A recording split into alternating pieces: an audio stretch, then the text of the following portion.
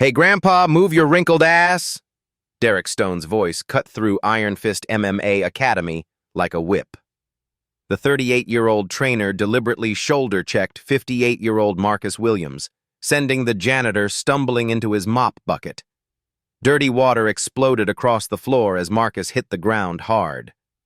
"Crawl around and clean that up," Derek sneered, stepping on Marcus's hand as students roared with laughter. "That's what you're good for." Marcus's weathered fingers gripped the mop handle. His gray hair was soaked, dignity shattered in front of 20 witnesses. But something flickered in his eyes, something Derek couldn't see. 25 years ago, those same hands had belonged to Silent Storm Williams, underground legend, never defeated. Have you ever watched someone's world crumble because they mistook wisdom lines for weakness? Iron Fist, MM. A academy represented everything Denver's elite craved. $200 monthly memberships. Celebrity clientele posting Instagram stories from the gleaming equipment.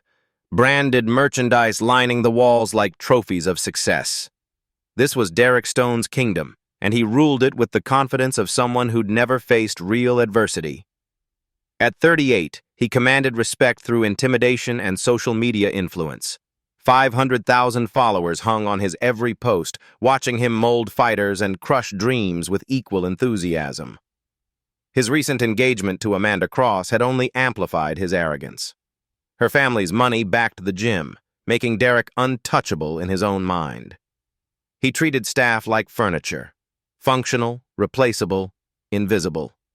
Marcus Williams had been invisible for 2 years now. The night janitor arrived after hours, cleaned in silence, and disappeared before dawn.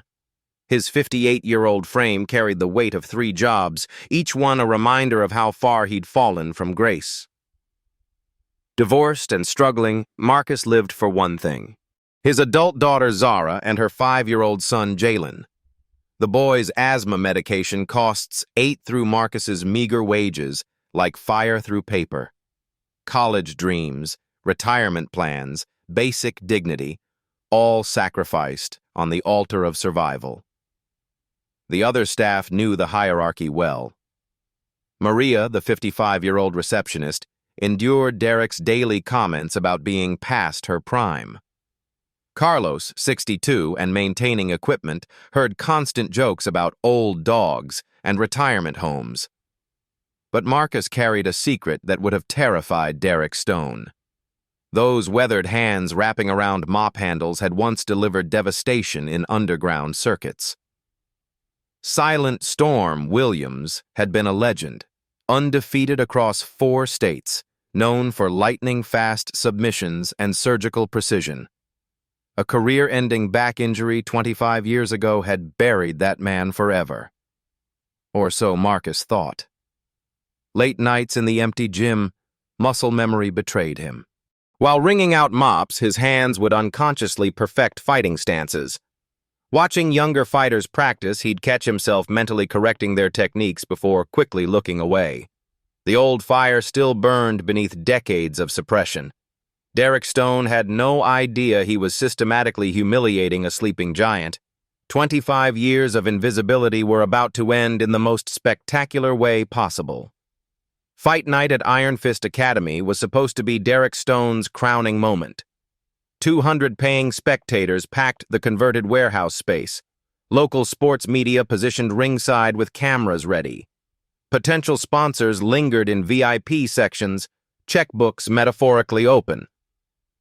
Then disaster struck 30 minutes before the main event. Jake Morrison, Derek's prized student and the evening's headliner, collapsed during warm-ups. His ACL tore with an audible pop that silenced the locker room. The 24-year-old fighter writhed on the mat, his championship dreams evaporating in real time. Derek's face went pale as the financial implications hit him. The gym was already $50,000 in debt. Tonight's event represented their last chance to attract serious investors. Refunding tickets would mean bankruptcy by morning. Panic consumed him as he paced the backstage area, sweat beading on his forehead despite the air conditioning. 200 people expected a show. Media outlets had already published preview articles. Social media buzz was building by the minute. That's when Derek spotted Marcus Williams emptying trash cans near the ring apron. The 58-year-old janitor moved slowly, his gray hair catching the harsh overhead lights. His hunched shoulders and weathered face painted the perfect picture of defeat personified. In Derek's desperate mind, a twisted solution crystallized. "Ladies and gentlemen," Derek announced, grabbing a microphone and stepping into the spotlight, "we have an unfortunate injury, but Iron Fist Academy never disappoints our fans." Marcus froze, sensing danger in Derek's theatrical tone. "Tonight, we're going to give our veteran janitor here a shot at glory." Derek's voice boomed through the speakers as a spotlight found Marcus. "How about we see what this old-timer is made of?" The crowd's reaction was mixed. Nervous laughter, uncomfortable murmurs, a few excited shouts from those hungry for spectacle. Marcus tried to back away, but Derek blocked his path with practiced showmanship. "Come on, Grandpa," Derek whispered just loud enough for nearby cameras to catch. $1,000 cash, win or lose. Your grandson needs that asthma medicine, doesn't he? The financial hook sank deep. Marcus's weathered hands trembled as he considered Zara's desperate phone calls about Jalen's mounting medical bills. $1,000 represented 3 months of medication, countless nights of peaceful sleep for a struggling single mother. Derek's public humiliation had found its perfect victim, or so he thought. Marcus Williams slowly nodded his acceptance, not knowing that this single decision would unleash 25 years of suppressed power and change both their lives forever. Derek Stone's social media machine kicked into overdrive the moment Marcus accepted the challenge. Within hours, promotional videos flooded his Instagram stories, each post more degrading than the last. "Teaching this old dog some new tricks tonight," Derek announced to his phone camera, flexing beside a visibly uncomfortable Marcus who was still mopping floors. "Senior Smackdown coming your way. Maybe I'll go easy on Grandpa here." The gym's younger members gathered around, filming their own content as Derek orchestrated the humiliation. Marcus continued his janitorial duties while Derek shadowboxed inches from his face, purposely disrupting his work. "Don't worry, old man," Derek taunted, loud enough for everyone to hear. "I'll make sure the ambulance is on standby. Wouldn't want those brittle bones breaking too badly." The videos went viral locally within hours. Comments poured in, some expressing concern for Marcus's safety, others eagerly anticipating the spectacle. Derek basked in the attention, already planning his post-fight victory speech about teaching respect to our elders. Behind closed doors, Derek's confidence bordered on mania. He saw dollar signs in every share, every comment, every media inquiry. The age gap would generate maximum shock value. A 38-year-old athlete destroying a 58-year-old janitor would break the internet. "This is genius, babe," Amanda gushed, counting potential sponsor callbacks. "The age angle is perfect clickbait. People love watching David versus Goliath stories, even when David gets crushed." Marcus faced a brutal reality check.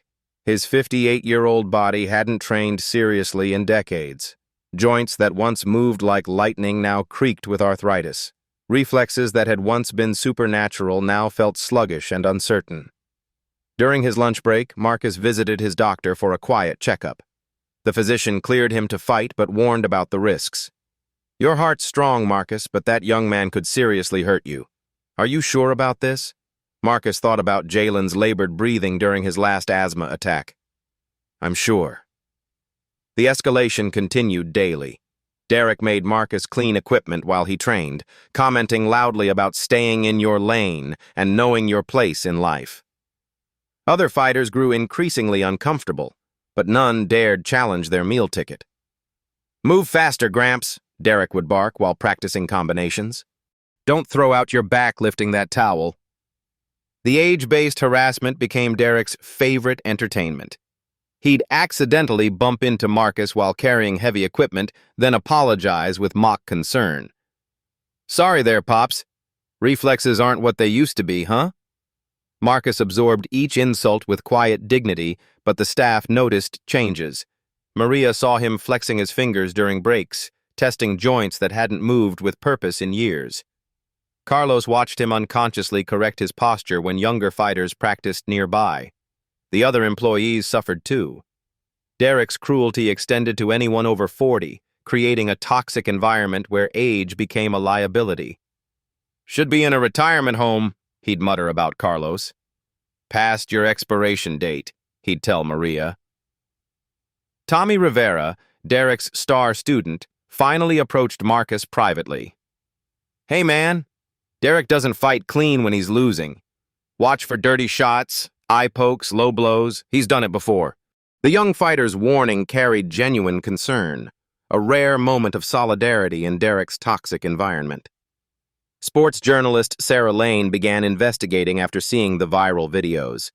Something about the helpless janitor narrative didn't sit right with her.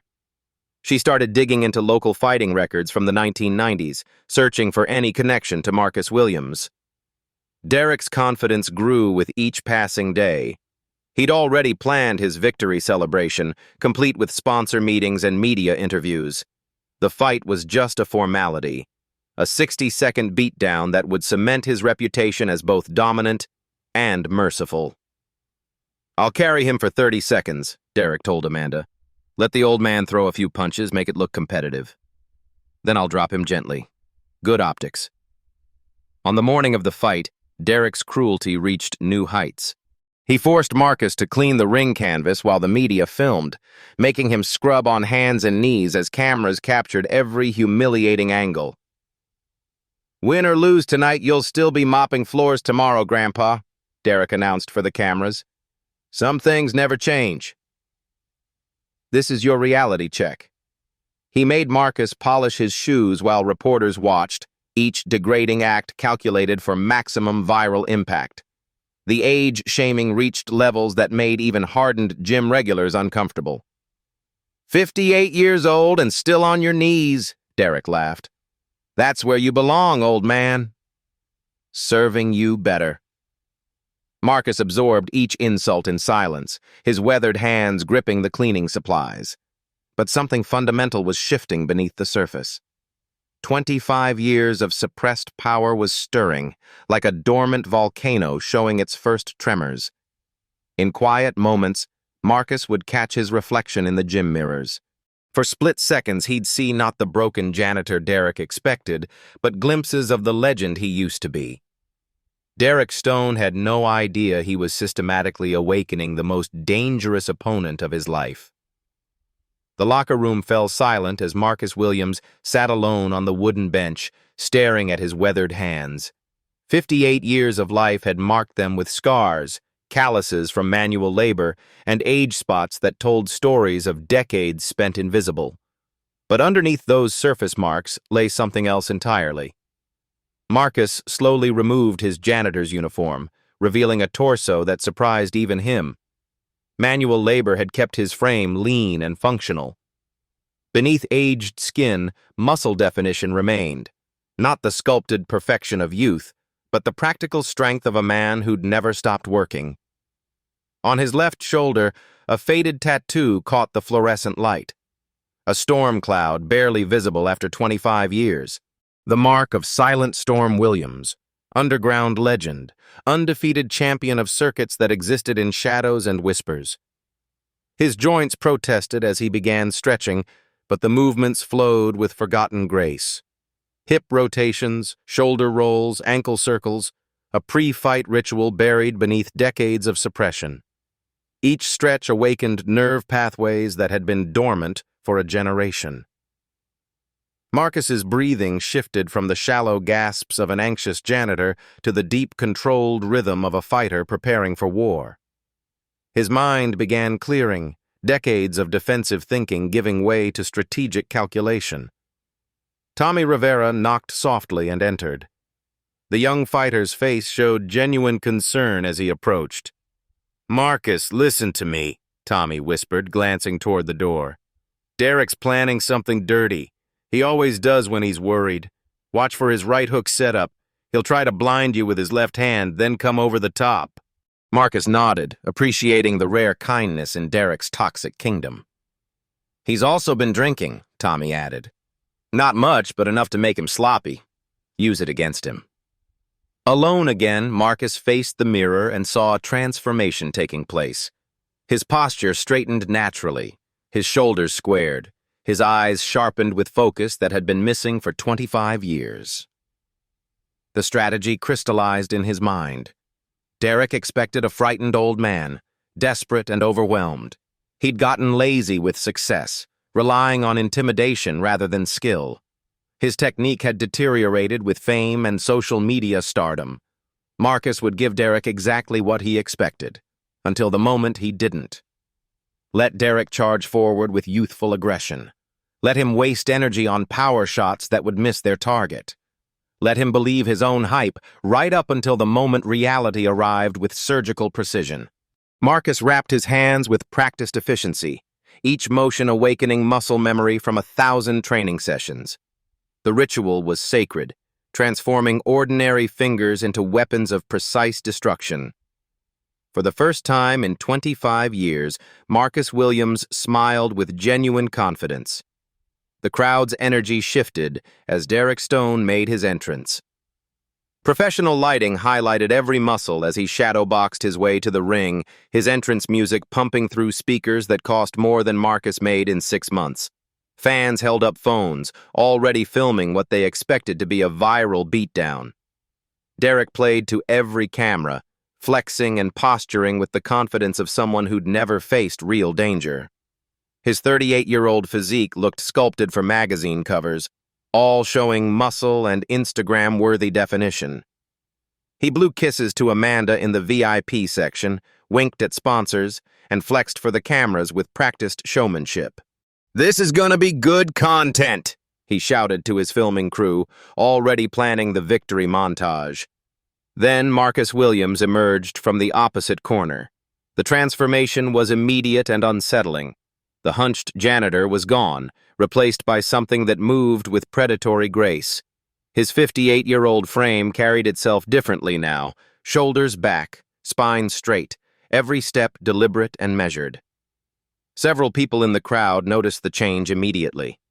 Phones that had been recording Derek suddenly swiveled toward the gray-haired man who walked like he owned the ring despite his age. Sarah Lane, positioned ringside with her camera, felt her journalistic instincts flare. This wasn't the helpless victim Derek had been promoting on social media.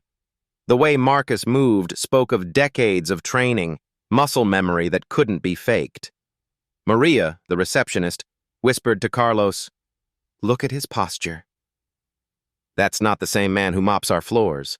The referee, a local amateur official named Jim Martinez, looked uncomfortable as he called both men to the center. The age gap was visually striking, Derek's youth and size advantage obvious to everyone watching. Some spectators shifted uncomfortably, questioning whether they were about to witness elder abuse. "Keep it clean, gentlemen," Martinez said, though his eyes lingered on Marcus with concern. "Protect yourselves at all times. Touch gloves if you want to." Derek smirked at his opponent, bouncing on his toes with nervous energy. "Ready for your nap, Grandpa?" "This won't take long." Marcus said nothing, his gray eyes studying Derek with the intensity of a scientist examining a specimen. He moved to the center with fluid grace, extending his glove for the traditional touch. Derek slapped at Marcus's glove dismissively, then immediately began talking trash. "Hope your Medicare covers knockouts, old man." The bell rang with a sharp metallic clang that silenced the crowd. Derek charged forward immediately, throwing wild combinations designed to overwhelm and intimidate. His first punch was a looping overhand right that would have flattened most amateur opponents, thrown with the kind of reckless abandon that works against scared beginners. Marcus slipped it with minimal movement, his head shifting just enough to let the punch whistle past his ear. The crowd gasped audibly.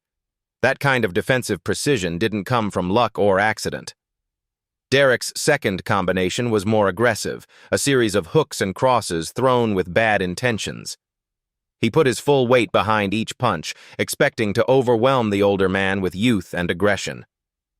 Marcus weaved through them like smoke, never backing up, never looking afraid. Each defensive movement was economical, perfect, professional. His feet stayed planted, his balance never compromised, his breathing never elevated. The murmur in the crowd grew louder. This wasn't going according to the script everyone expected. Tommy Rivera, watching from Derek's corner, whispered to another fighter, "Dude, look how clean his defense is. That's not beginner stuff." Derek's confidence cracked visibly as his third assault missed completely. Sweat was already beading on his forehead despite throwing less than a minute's worth of punches. Marcus hadn't thrown a single strike yet, but his presence filled the ring with quiet menace. "Stand still and fight me, you old coward," Derek shouted, frustration bleeding into his voice. Marcus began moving forward now, not retreating, not circling, but stalking with the patience of a predator who knew his prey was tiring. His footwork was textbook perfect, cutting off angles, controlling distance, demonstrating ringcraft that took decades to develop. Derek's fourth attack was born of pure frustration. He threw a desperate haymaker, putting everything behind it, hoping to catch the old man standing still and end this embarrassing display. Marcus stepped inside the punch with lightning speed, his 58-year-old reflexes moving faster than Derek's 38-year-old brain could process. In one fluid motion, he trapped Derek's extended arm and executed a perfect hip toss that belonged in martial arts instructional videos. Derek hit the canvas hard, the impact echoing through the suddenly silent gym. His back slammed into the mat with a thud that made several spectators wince in sympathy. The crowd erupted in disbelief. This wasn't in anyone's script. The helpless janitor had just ragdolled the gym's star trainer with a technique that demonstrated years of high-level training. Amanda stopped filming, her mouth hanging open in shock. The sponsors in VIP looked at each other with confusion and growing concern. Derek scrambled to his feet, his face red with embarrassment and growing panic. This was supposed to be easy entertainment. This was supposed to be a feel-good story about mercy and restraint. This was supposed to make him look magnanimous and skilled. Instead, he was being systematically dismantled by a man old enough to be his father. Marcus began stalking forward again, his movement patient but relentless. There was no hurry in his approach, no wild aggression, just the steady advance of someone who knew exactly how this would end. Derek threw another combination, this time with real desperation behind it. His punches were faster now, harder, meaner. The playful exhibition had become a real fight and he was losing badly. Marcus slipped, parried, and countered with surgical precision. Short, sharp punches that found their mark with disturbing accuracy. A jab to Derek's nose that drew blood immediately. An uppercut to the body that doubled him over. A cross that snapped his head back and opened a cut over his left eye. Each punch was economical, precise, devastating. No wasted motion, no showboating, just clinical destruction delivered with the calm efficiency of a master craftsman. Derek's nose started bleeding freely. His left eye began swelling shut. His technique dissolved into wild swinging as panic completely overtook his training. He was fighting for survival now, no longer concerned with looking good for cameras. The crowd was on its feet, phones recording frantically as they witnessed something extraordinary. The age reversal was complete. The young man looked panicked and desperate while the old man displayed calm mastery that spoke of decades at the highest levels. "This is insane," Sarah Lane whispered into her phone, still recording. "This man is not who they said he was." Derek threw one final, desperate overhand right, the same punch that had made him famous in dozens of gym videos. It was telegraphed from a mile away, thrown with all his remaining strength and none of his remaining intelligence. Marcus saw it coming with perfect clarity. 25 years of suppressed skill crystallized into one perfect moment. He stepped inside, slipped left, and delivered a counter-right cross that carried the weight of every insult, every humiliation, every moment of disrespect he'd endured. The punch landed with surgical precision on Derek's exposed jaw. The sound was clean, sharp, final, like a baseball bat connecting with a fastball. Derek Stone's eyes rolled back as consciousness left him immediately. He fell like a toppled statue, his body hitting the canvas with a thud that silenced 200 people instantly. Complete unconsciousness. No twitching, no groaning, no dramatic Hollywood recovery. Derek was out cold before he hit the ground, his body limp and defenseless. Marcus Williams stood over his fallen opponent, showing no emotion, no celebration, no acknowledgement of what he'd just accomplished. When medics rushed in and Derek finally stirred minutes later, Marcus helped him to his feet with respectful professionalism. "Good fight," Marcus said quietly, his voice carrying no malice, no triumph, just simple dignity. Derek was too stunned and concussed to respond coherently. Sarah Lane's camera had captured everything in perfect, high definition. Within 30 minutes, her video was uploaded with the title, "58-year-old Janitor Destroys MMA Trainer in 60 Seconds." By morning, it had 5 million views and climbing. The legend of Silent Storm Williams was about to be reborn in the most spectacular way possible. 4 days after the fight, Marcus Williams's world began crumbling in ways no punch could ever achieve. The video had exploded to 12 million views, trending across every social platform, spawning reaction videos and analysis breakdowns that dissected every second of Derek's humiliation. But Derek Stone wasn't finished. Humiliated and desperate, he'd retreated to Amanda's family mansion to plot his revenge with their high-powered attorney, Preston Hayes, a shark in an expensive suit who specialized in turning victims into villains. The lawsuit papers arrived while Marcus was buying Jalen's asthma medication at the pharmacy.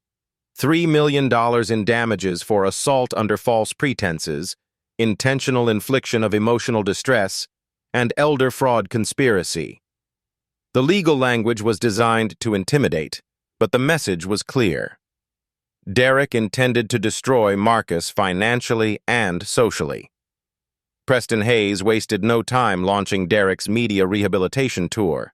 Within hours, Derek appeared on local morning shows, his face still bearing purple bruises from Marcus's precision strikes, playing the victim with an Academy Award-worthy performance. "I thought I was helping a struggling elderly employee earn some extra money," Derek told sympathetic hosts, his voice cracking with manufactured emotion.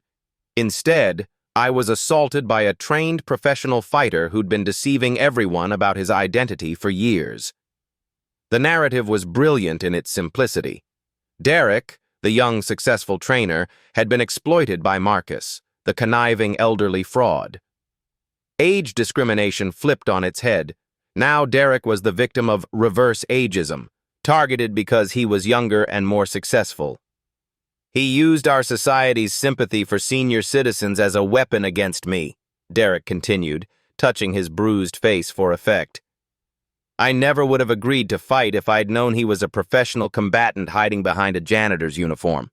Social media exploded with support for Derek's new victim narrative. Comments flooded in from people who felt deceived by the original viral video. "Con artist grandpa," they wrote, "senior citizen scammer. This old man is a predator who targets young people." The transformation was swift and devastating. Marcus, who'd been celebrated as an underdog hero just days earlier, became the villain overnight. Local news stations picked up Derek's story, running segments about deceptive elderly employees and workplace fraud. Marcus lost all 3 of his jobs within 24 hours. Employers cited liability concerns and violent behavior, but the real reason was clear. Nobody wanted to employ the man who'd become a symbol of elderly deception. Preston Hayes methodically dismantled Marcus's reputation with surgical precision. He released carefully edited security footage from the gym showing Marcus deliberately concealing his fighting abilities during employment. Video clips of Marcus shadowboxing while cleaning, correcting his posture when fighters trained nearby, reflexively perfecting techniques, all presented as evidence of systematic deception. "My client trusted this man," Hayes told reporters outside the courthouse. Mr. Stone hired him in good faith, believing he was helping a disadvantaged senior citizen. Instead, he was employing a career violent criminal who'd been planning this assault for months. The legal strategy was masterful. By framing Marcus as the aggressor who'd exploited Derek's kindness, Hayes transformed a clear case of workplace harassment into something far more sinister. The age gap that had initially favored Marcus now worked against him. Who would believe a 58-year-old janitor could legitimately defeat a 38-year-old professional trainer without trickery? Marcus's court-appointed public defender, Janitor, was overworked and underprepared for Preston Hayes' full-court press. During their first meeting, she laid out the harsh reality. "They have security footage showing you concealing your abilities," Janet explained, spreading documents across her cluttered desk. "They have financial records showing your desperation for money. They have witness testimony about your deceptive behavior during employment. The evidence against Marcus seemed overwhelming. Edited surveillance footage made his defensive actions look like premeditated aggression. His financial struggles were presented as motivation for an elaborate con game. His quiet dignity during months of harassment was reframed as calculating patience." Meanwhile, Derek's rehabilitation campaign gained momentum.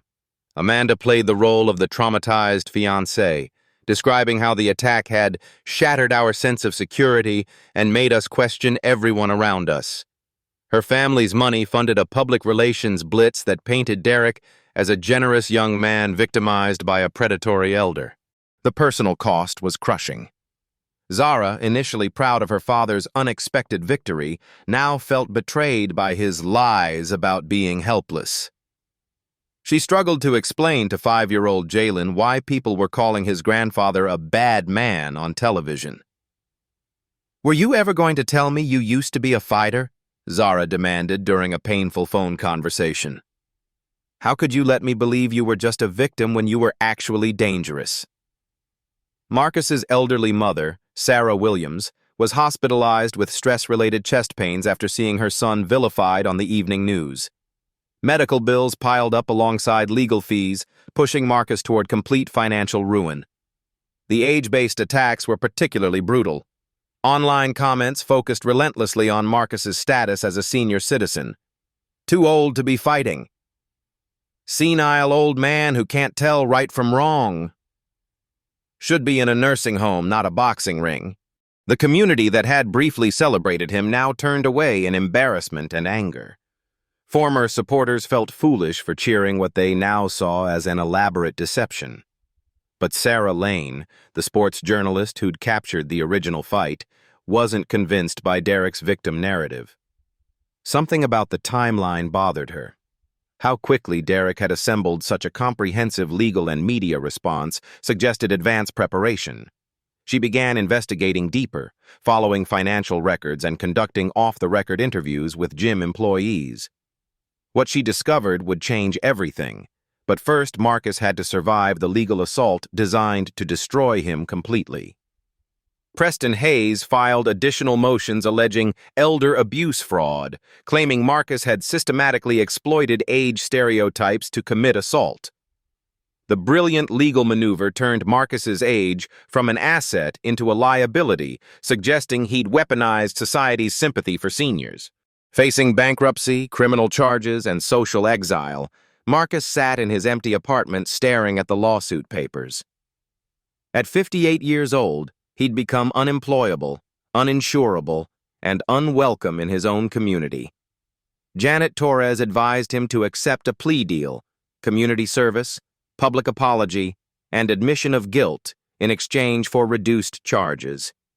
It would end the nightmare but destroy what remained of his dignity. Marcus refused. "I've been invisible for 25 years, he told his lawyer quietly. "I won't disappear quietly now." The courthouse steps were packed with media crews as Marcus Williams walked toward what felt like his execution. At 58 years old, wearing a borrowed suit that didn't quite fit, he looked every bit the defeated man Preston Hayes wanted the jury to see. Judge Helen Carter, 67 and gray-haired herself, presided over a courtroom divided by age and sympathy. Derek Stone sat at the plaintiff's table in an expensive suit, his remaining bruises carefully highlighted with makeup to maximize visual impact for the jury. "Your Honor," Preston Hayes began his opening statement with theatrical precision, "this case represents a disturbing trend of elder fraud targeting younger, more successful individuals. My client, Derek Stone, offered employment and kindness to what he believed was a disadvantaged senior citizen, only to be systematically deceived and violently assaulted." Hayes painted Marcus as a calculating predator who'd spent months planning his attack, using society's sympathy for the elderly as camouflage for his true intentions. The narrative was compelling, supported by carefully edited evidence and emotional testimony. Derek took the stand first, his performance polished by days of media coaching. He described feeling betrayed and violated by Marcus's deception, playing up his role as an innocent victim of elder manipulation. "I trusted him completely," Derek testified, his voice breaking at calculated moments. "I thought I was giving a struggling grandfather a chance to provide for his family. Instead, he was planning to humiliate and assault me in front of everyone I respected." Under cross-examination, Janet Torres tried to expose the holes in Derek's story, but her questions seemed weak against his prepared responses. "Mr. Stone, if you feared Mr. Williams, why did you challenge him to fight?" she asked. "I didn't fear him," Derek replied smoothly. "He was just a frail old janitor who needed help. I thought a gentle sparring session would boost his confidence and give him some extra income." Preston Hayes then called his surprise witness, Billy Crusher Martinez, a former underground fighter who claimed to recognize Marcus from violent matches in the 1990s. Silent Storm Williams was known for excessive brutality, Martinez testified with rehearsed conviction. "He hospitalized opponents regularly, showed no mercy. This was a pattern of elder violence that goes back decades." The testimony was devastating. Marcus watched his reputation disintegrate in real time as Martinez described fictional atrocities, painting him as a lifelong predator who'd finally found the perfect victim in Derek Stone. Janet Torres cross-examined weakly. Unable to prove Martinez was lying without extensive investigation she couldn't afford. The damage was done.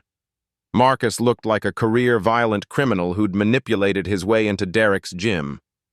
When Marcus finally took the stand, his quiet dignity seemed inadequate against the mountain of manufactured evidence. He explained his financial desperation, his need to provide for his grandson's medical care, his 25 years of peaceful employment. "I never wanted to fight," Marcus said simply. "I just needed the money for my grandson's asthma medicine. Mr. Stone challenged me publicly, and I accepted because my family needed help." Preston Hayes' cross-examination was brutal, designed to expose Marcus as a liar and manipulator. "Mr. Williams, isn't it true that you deliberately concealed your fighting background from your employers?" "Yes," Marcus admitted. "And isn't it true that you've been planning this assault for months, waiting for the right opportunity?" "No, that's not true." "Come now, Mr. Williams. A 58-year-old janitor doesn't accidentally defeat a professional trainer without extensive preparation and deception, does he?" The questions continued relentlessly, each one designed to reinforce the narrative of calculated elder fraud. Marcus's honest answers sounded weak against Hayes' theatrical accusations. The turning point came when Sarah Lane requested permission to testify as a witness for the defense. She'd spent weeks investigating Derek's background, uncovering financial records and witness testimonies that painted a very different picture. "Your Honor," Sarah began, "I have evidence that this entire situation was orchestrated by Mr. Stone for financial gain, not perpetrated against him by Mr. Williams." Sarah presented Derek's financial records, showing the gym was weeks from bankruptcy before the viral video. She produced text messages between Derek and Amanda, planning to create viral content using expendable employees. Most damaging were recordings of Derek bragging to friends about teaching the old janitor his place and going viral by humiliating senior employees. The evidence was devastating. Derek's carefully constructed victim narrative collapsed as Sarah revealed his systematic pattern of age-based harassment toward older employees. Multiple former workers testified about Derek's cruel treatment, his deliberate humiliation of anyone over 50, his use of age as a weapon against vulnerable people. Preston Hayes fought desperately to exclude the evidence, claiming it was obtained illegally or was irrelevant to the assault charges. But Judge Carter, herself a senior citizen who understood workplace age discrimination, allowed most of it into evidence. Derek's second testimony was a disaster. Confronted with his own words and actions, he struggled to maintain his victim persona. His answers became defensive, angry, revealing the cruel arrogance that had started this entire chain of events. "Mr. Stone," Janet Torres pressed during the redirect, "you deliberately chose Mr. Williams for this fight because you believed his age made him an easy target, didn't you?" "That's not... he was available when we needed someone. You saw a 58-year-old janitor and thought he'd provide easy entertainment for your social media content, correct?" Derek's composure finally cracked. "Look, the old man got lucky, okay? One lucky punch doesn't make him some kind of victim. He's been lying to everyone about who he really is." The outburst revealed Derek's true character, his contempt for Marcus and older workers in general. The jury saw past the victim's facade to the bully underneath. Additional evidence emerged showing Derek had researched viral knockout videos and studied content that would generate maximum social media engagement. Marcus hadn't been randomly chosen. He'd been specifically selected because the age gap would create shocking, shareable content. The psychological battle reached its climax when Judge Carter addressed Derek directly about his claims of age discrimination. "Mr. Stone, you're asking this court to believe that you, a 38-year-old professional athlete, were victimized by a 58-year-old janitor who was simply defending himself after you publicly challenged him to fight." Derek's final answer sealed his fate. "Age doesn't matter when someone's trying to destroy your life through deception, Your Honor. He used being old as a weapon against me." The courtroom fell silent as everyone absorbed the implications. Derek had just admitted that Marcus's age was central to his victim narrative, but his words revealed it was Derek who had weaponized age from the beginning. The verdict was swift and decisive. Judge Helen Carter's gavel fell with the finality of thunder, silencing the packed courtroom as she delivered her verdict. The 67-year-old jurist's voice carried decades of legal authority as she addressed the plaintiff and defendant who had captivated the nation. After reviewing all evidence presented, this court finds that Mr. Derek Stone's claims are without merit and appear to constitute a malicious prosecution designed to further victimize the defendant, Judge Carter announced, her words cutting through Derek's manufactured narrative like a surgical blade. Derek's face went pale as the implications hit him. This wasn't just a loss, it was complete legal annihilation. Furthermore, the judge continued, evidence clearly shows that Mr. Stone deliberately targeted Mr. Williams based on his age and perceived vulnerability. This court awards Mr. Williams damages in the amount of $50,000 for defamation, lost wages, and intentional infliction of emotional distress. The courtroom erupted. Marcus sat quietly, absorbing the vindication he'd never expected to receive. Derek stared at the table, his world crumbling in real time as cameras captured every moment of his humiliation. But Judge Carter wasn't finished. Mr. Stone's pattern of age-based harassment represents a clear violation of workplace dignity laws. This court orders the defendant to fund a comprehensive anti-bullying and age discrimination training program for service industry workers, to be administered by the State Labor Department. Preston Hayes whispered frantically in Derek's ear, but the damage was irreversible. Criminal charges for fraud and workplace harassment would follow within days. Outside the courthouse, Marcus faced a wall of microphones and cameras.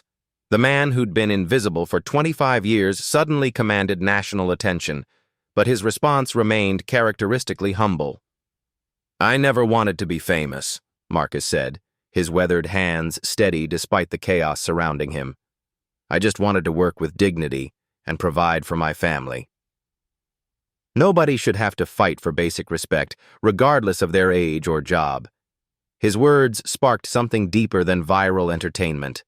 Respect. Working. People began trending within hours, but this wasn't just social media noise, it was the beginning of genuine change. Derek's downfall accelerated rapidly. Within 24 hours, criminal charges were filed for fraud, workplace harassment, and filing false police reports.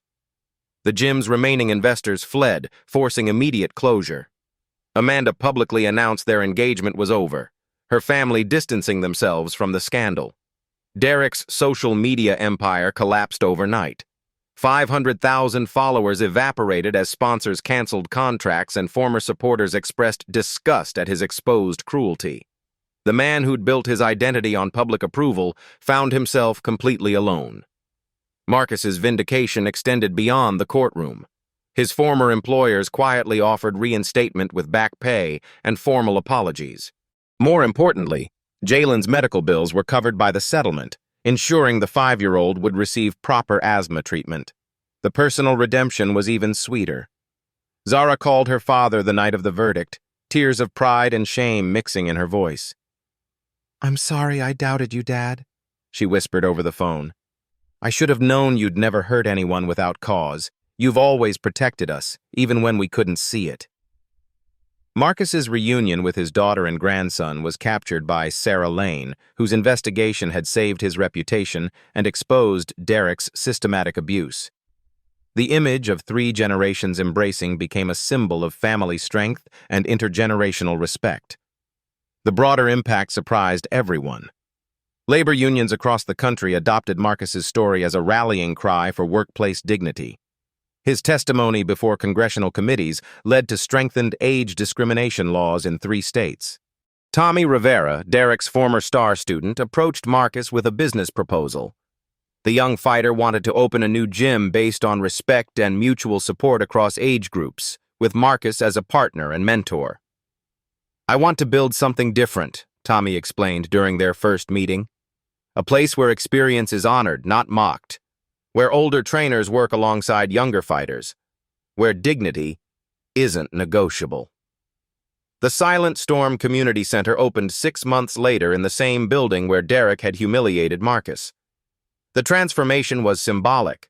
A place of cruelty became a sanctuary of respect and growth. Derek's final public appearance was in handcuffs, led away to begin his community service sentence. The man who'd once commanded attention through cruelty now served that same community he'd exploited, working alongside the older volunteers he'd once mocked. Marcus, true to his character, showed Derek only professional courtesy during these encounters. No gloating, no revenge, just the quiet dignity that had sustained him through decades of invisibility. The movement Marcus had inadvertently started grew beyond anyone's expectations. Number Sign's silent strength became a rallying cry for older workers facing discrimination. Stories poured in from across the country: janitors, cashiers, security guards, and countless others who'd endured workplace harassment because of their age. Legislative change followed social change. The Dignity at Work Act passed in multiple states, strengthening protections for older employees and establishing severe penalties for age-based harassment. Marcus testified at every hearing, his calm presence lending moral authority to the legal reforms. Sarah Lane's investigative series won multiple journalism awards, but more importantly, it sparked a national conversation about how society treats its most vulnerable workers. Her documentary about the case premiered at film festivals, reaching audiences far beyond the sports world. A year after the fight that changed everything, Marcus Williams returned to work, not because he had to, but because he chose to. The settlement and new job offers had provided financial security, but Marcus found purpose in mentoring young fighters and advocating for worker dignity. His training sessions at the community center drew packed crowds, not for entertainment, but for education. Marcus taught technique and discipline, but his most important lessons were about respect, humility, and the quiet strength that sustains people through life's hardest challenges. The final measure of Marcus's victory wasn't the legal settlement or media attention. It was the letter he received from a 62-year-old security guard in Ohio who'd stood up to workplace bullying after seeing Marcus's story. "You showed me that age is wisdom, not weakness," the letter read. The letter. "Thank you for proving that dignity is worth fighting for, no matter how old you are." Marcus Williams had spent 25 years invisible, but his moment of visibility had illuminated the struggles of millions of others who'd been similarly dismissed and degraded. The silent storm had finally broken, and its impact would be felt for generations. 1 year later, Marcus Williams stood in the center of the Silent Storm Community Center, watching a remarkable scene unfold. A 70-year-old former construction worker named Bill was sparring gently with Miguel, a 23-year-old college student. Nearby, a grandmother of 6 practiced defensive techniques alongside teenagers who called her Coach Rita. The transformation was complete. What had begun as Derek Stone's kingdom of cruelty had become a sanctuary where age meant wisdom, experience commanded respect, and dignity wasn't negotiable. Marcus, now 59 and healthier than he'd been in decades, moved through the space with quiet satisfaction. His partnership with Tommy Rivera had created something unprecedented, an intergenerational training facility that challenged every stereotype about aging and athletics. The impact extended far beyond the gym's walls. Congressional hearings on workplace dignity had led to the Marcus Williams Workplace Protection Act, passed in 7 states and pending in 12 others. The legislation established severe penalties for age-based harassment and created funding for dignity training programs in service industries. Derek Stone's story had taken a different path. After serving 6 months of community service, he'd emerged from legal proceedings a changed man. The 39-year-old former trainer now worked at a nonprofit organization helping workplace harassment victims, a role that required genuine humility he'd never possessed before. Their paths had crossed twice since the courthouse victory. Both encounters were professional, respectful, and brief.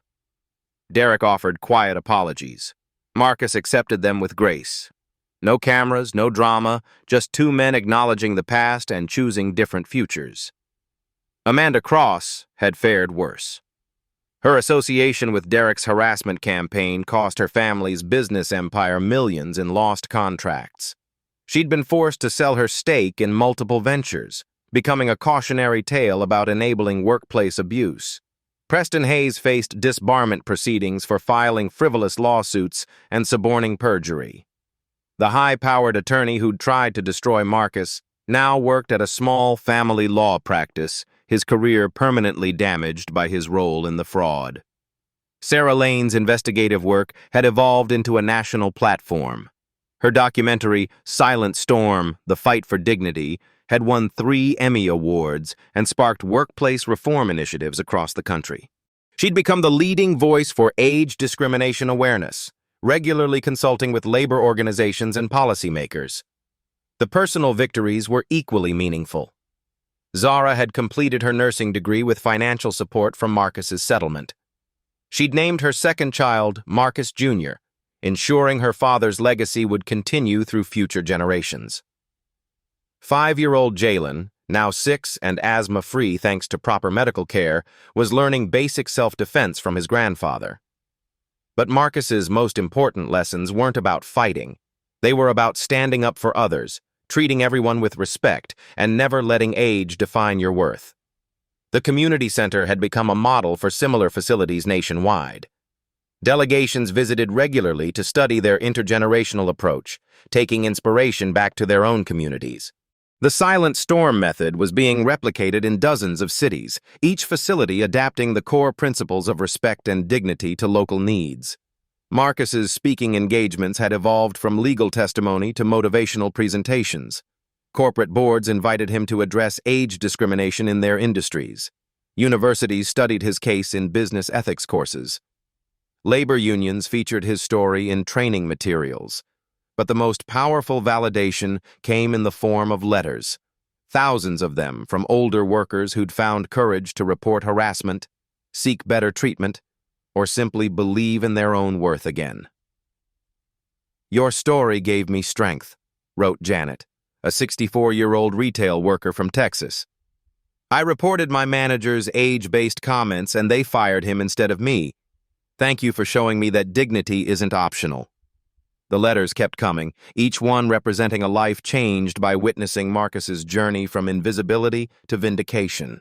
The broader cultural shift was measurable. Age discrimination complaints to the Equal Employment Opportunity Commission increased by 40% in the year following Marcus's case, suggesting that victims were finally finding courage to speak out. More importantly, settlements and penalties for age-based harassment had tripled, indicating that employers were taking the issue seriously. Marcus's influence extended to unexpected places. Retirement communities began offering self-defense classes inspired by his story. Senior centers across the country reported increased enrollment in fitness programs as older adults rejected stereotypes about aging and physical capability. The hashtag movements had evolved beyond social media trends into sustained advocacy campaigns. #Respect Elders generated ongoing conversations about ageism in all its forms. Workplace Dignity became a rallying cry for comprehensive harassment reform. Silent Strength inspired older adults to pursue dreams they'd thought impossible. On this particular evening, as Marcus watched his diverse students training together with mutual respect and shared purpose, he reflected on the journey that had brought him here. 25 years of invisibility had been painful, but they'd also been preparation for this moment of maximum impact. A young reporter approached for an interview, part of a year-later follow-up piece. She asked the same question Marcus had been hearing for months.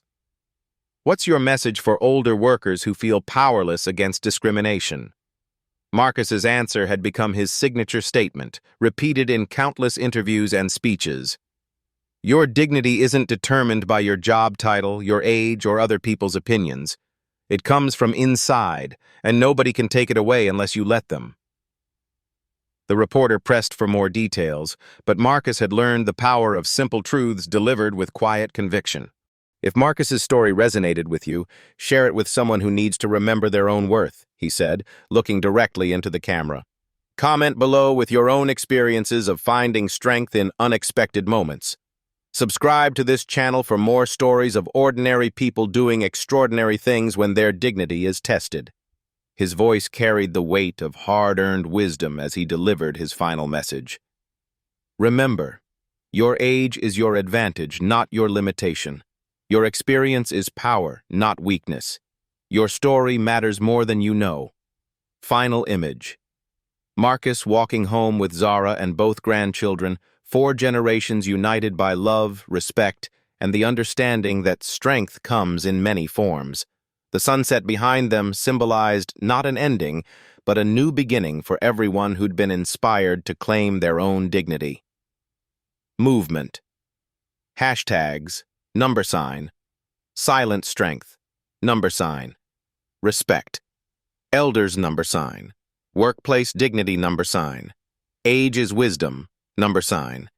Dignity. Matters. Never too old. The silent storm had become a sustained movement for justice, proving that sometimes the most powerful changes begin with one person's refusal to accept disrespect, regardless of age or circumstance.